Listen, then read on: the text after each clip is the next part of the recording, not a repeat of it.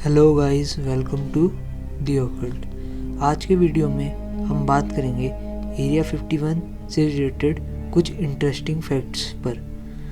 अगर आप में से कुछ लोगों को नहीं पता है एरिया 51 है क्या, तो मैं थोड़ा सा आपको बता देता हूँ। एरिया 51 एक यूएस मिलिट्री का एयरफोर्स फैसिलिटी है जो नेवाडा में है।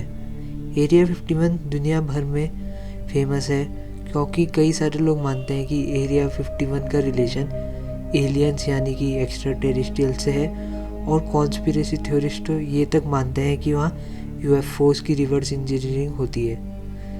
अब बिना टाइम वेस्ट करे वीडियो को आगे बढ़ाते हैं और मैं एक एक करके आपको एरिया 51 के कुछ इंटरेस्टिंग फैक्ट्स बताता हूँ। Number 1, exposed in public eyes.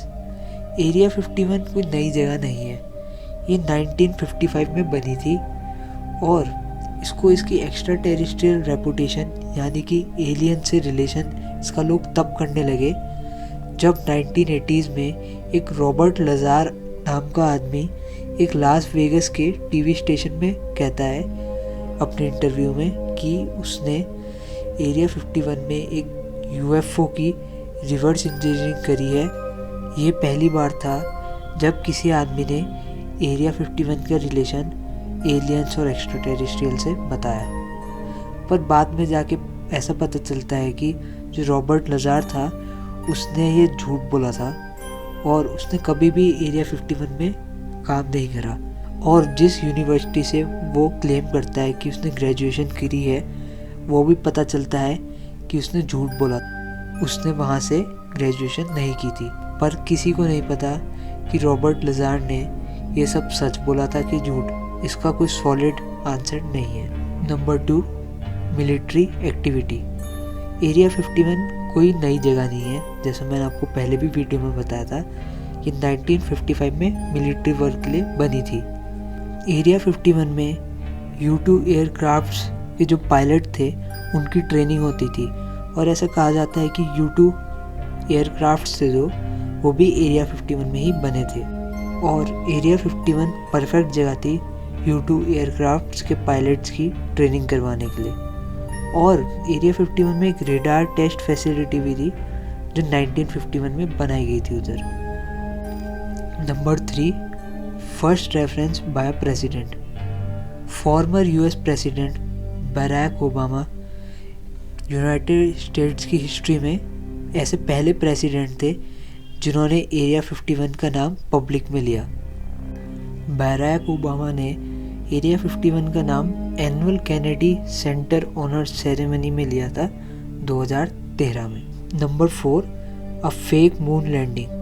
Conspiracy theorist कहते हैं कि एरिया 51 में क्रैश्ड यूएफओस को रखा जाता है, वहाँ एलियंस का आना जाना है और ये सब। पर कुछ कॉन्स्पिरेसी थ्योरिस्ट तो ये भी मानते हैं कि जो मून लैंडिंग थी वो फेक थी और अपोलो 11 एक पूरा फेक मिशन था।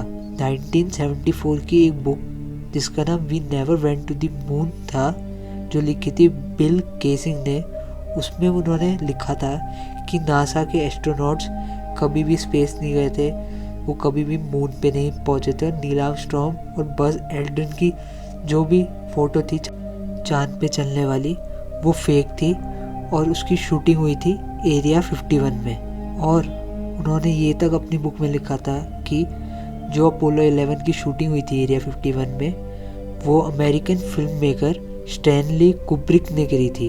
वैसे मैं तो नहीं मानता मून लैंडिंग फेक थी, क्योंकि अपोलो 6 मिशन में जब एस्ट्रोनॉट्स वापस आए थे तो 382 किलोग्राम मून रॉक वापस लाए थे।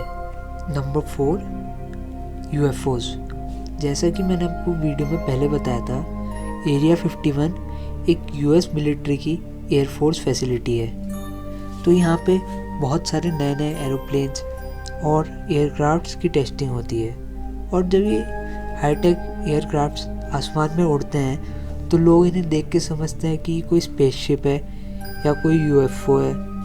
तो बहुत सारे लोग ऐसा मान लेते हैं कि ये जो आसमान में उन्हें एरोप्लेन्स दिख रहे हैं वो एरोप्लेन्स नहीं, स्पेसशिप हैं, क्योंकि ये दिखने में बहुत हाईटेक होती हैं। तो वो ऐसा डिक्लेयर कर देते हैं कि इस जगह में एलियंस का आना जाना है और जो ये आसमान में प्लेन्स उड़ रहे हैं ये यूएफओज हैं।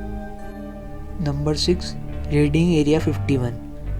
Storm area 51 they can't stop us all, commonly referred to as raid area 51। ये एक फेसबुक इवेंट था जो अमेरिका से शुरू हुआ था सितंबर 2019 में।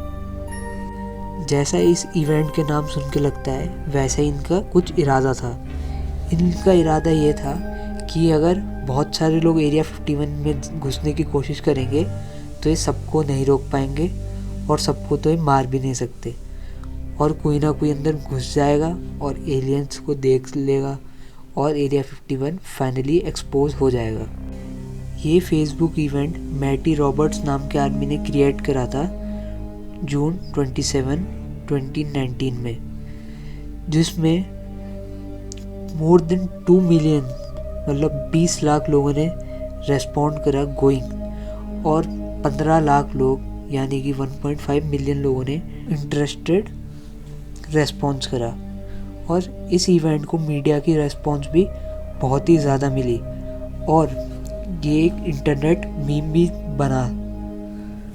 मैटी रॉबर्ट ने कुछ समय बाद अपने इरादे भी बताए इस इवेंट को स्टार्ट करने में। तो उसने ये बोला कि ये सब एक मजाक था और उनकी कोई रेस्पॉन्सिबिलिटी नहीं होगी अगर किसी को चोट लग जाती है, कोई मारा जाता है इस कोशिश में कि वो एरिया 51 के अंदर घुस जाए। इवेंट वाले दिन पर सिर्फ 150 लोग ही एरिया 51 की एंट्रेंस पर पहुंच पाए, जिनमें से एक भी कामयाब नहीं हुआ एरिया 51 के अंदर जाने में। So this was it for today's video.